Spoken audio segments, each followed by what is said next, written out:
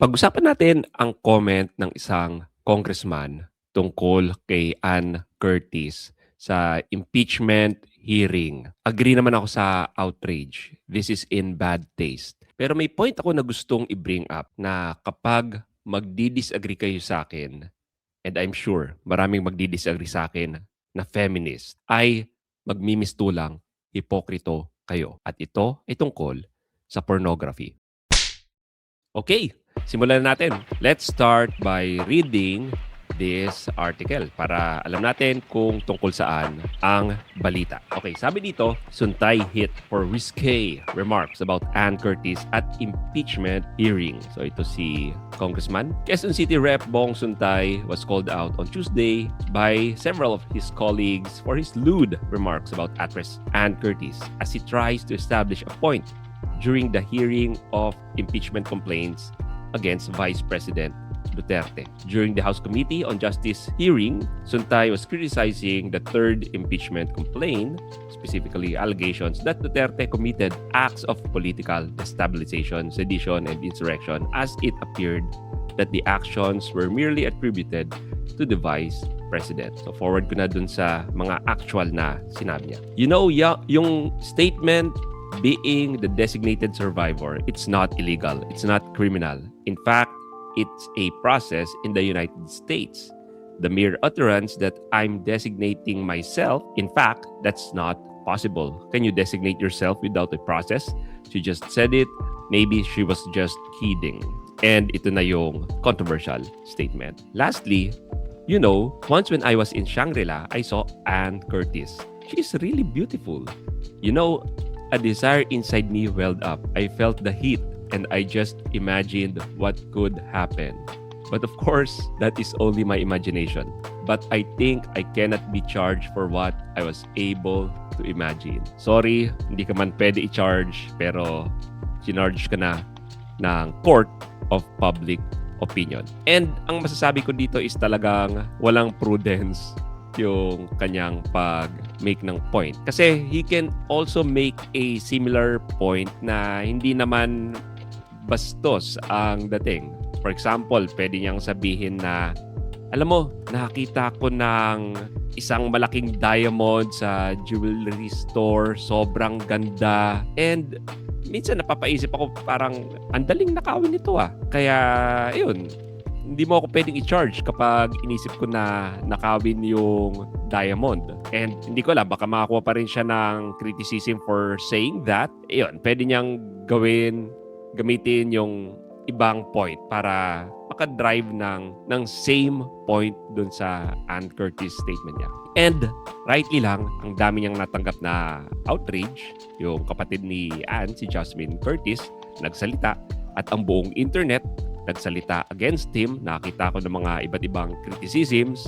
Sa Sentinel PH, kinriticize din namin siya. Ito lang ang masasabi ko dahil tuwing manonood kayo sa channel na ito at sa podcast na ito, ay meron tayong kakaibang point na hindi madalas i-bring up sa internet. Kung against kayo sa sinabi ni Congressman, ay dapat against din kayo sa pornography. Dahil sa pornography, ang lahat ng mga tao na nagko-consume ng pornography, hindi lang sila nag-i-imagine sa kanilang isip. Meron din silang ginagawa. Either nagmamasturbate sila o matindi yung imagination na ginagawa nila.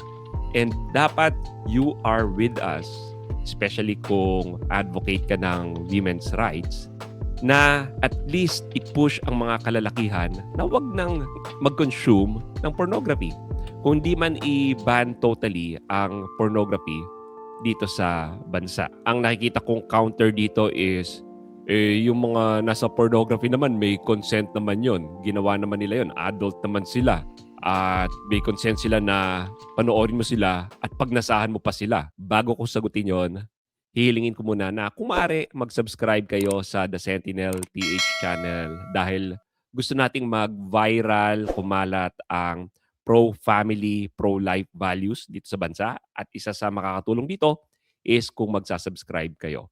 Paki-like na rin itong video na to and hit that notification bell. Okay, paano kung may consent nga yung porn actress, yung porn star? na pag nasaan siya. Alam niyo ba na hindi dahil sa may consent ang isang bagay ay nagiging tama na ito.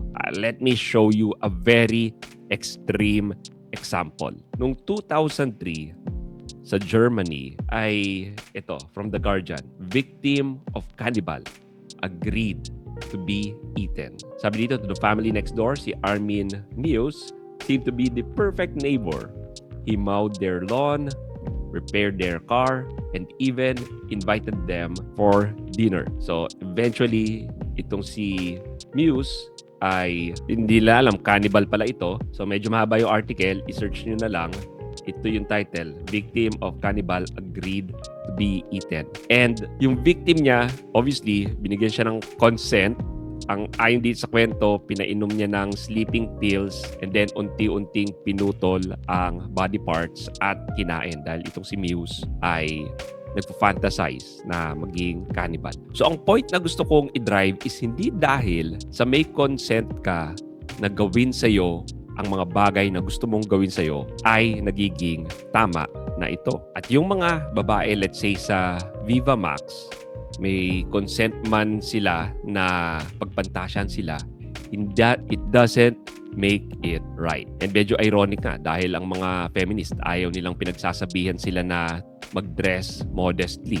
Pero di ba pag nade-dress immodestly ka, yung tipong kita sobrang lalim ng neckline mo, sobrang kita yung cleavage, tapos sobrang iksi ng damit mo, anong aasahan mo na magiging reaction sa'yo ng ilang mga lalaki? Tingin mo lahat ng mga lalaking makikita sa'yo, ang magiging reaction lang is, wow, ang cute-cute mo. Ang point ko lang na gustong sabihin is, yes, may tama si congressman na hindi mo naman pwedeng kasuhan siya for things na nasa isip niya. Pero walang masama kung ma-outrage kaming lahat sa mga things na nasa isip mo. Especially kung hindi mo ito pinagsisisihan at wala kang remorse na iniisip mo ang mga ito. Ito, thought experiment. What if may isang pedophile at sobrang addicted siya sa child pornography? And pinapanood niya lang itong child pornography. Pinafantasize niya lang na may bata siya sa isip niya na ginagawa niya ng napaka sasamang